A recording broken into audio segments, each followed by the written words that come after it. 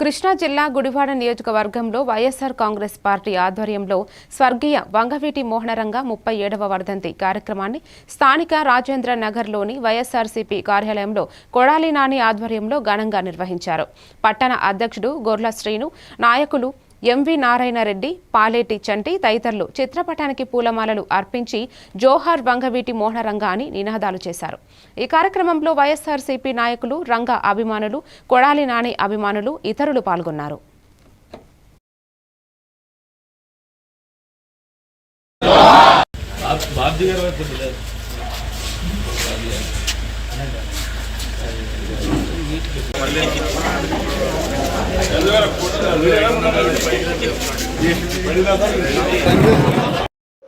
ఈ రాష్ట్రంలో ఉన్న బడుగు బలహీన వర్గాలకు, ఎస్సీలకు, మైనార్టీలకు అందరికీ వాళ్ళు ఒక నాయకుడిగా ఆయన అనుకోకుండా ఆయన ప్రయాణం మొదలుపెట్టి ప్రజల గుండెల్లో చేరువయ్యాడు. మేము 1987 అనుకుంటా సుమారుగా విజయవాడలో కాపులాడ్ అనే ఒక మీటింగ్ జరిగింది.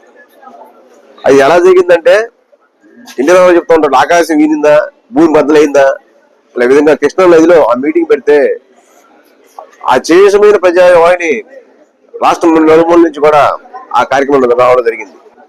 కాబట్టి ఆ మహాన్ వ్యక్తికి ఈ రోజు మేము ఒకసారి స్మరించుకునే అవకాశం వచ్చింది.